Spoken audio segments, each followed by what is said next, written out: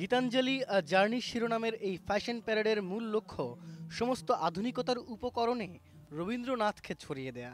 British নাগরিক আনন্দ গুপ্ত এই গবেষণালব্ধ প্রযোজনাটির মূল পরিকল্পক।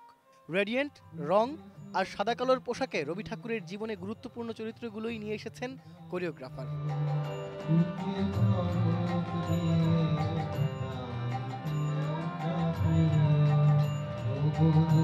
আমি যে মডেলদের মাঝখানে দাঁড়িয়ে আছি তাদের কেউ কেউ চারুলতা, কেউ কেউ লাবণ্য।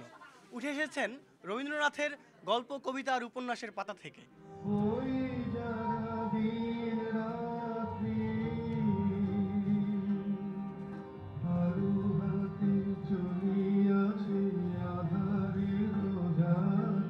বাংলাদেশ ইউকে কোলাবোরেশনের একটা শো, এটা টোটালটাই রবীন্দ্রনাথকে নিয়ে। এখানে রবীন্দ্রনাথ সহ রবীন্দ্রনাথের উপন্যাসের সমস্ত চরিত্র উঠে এসেছে।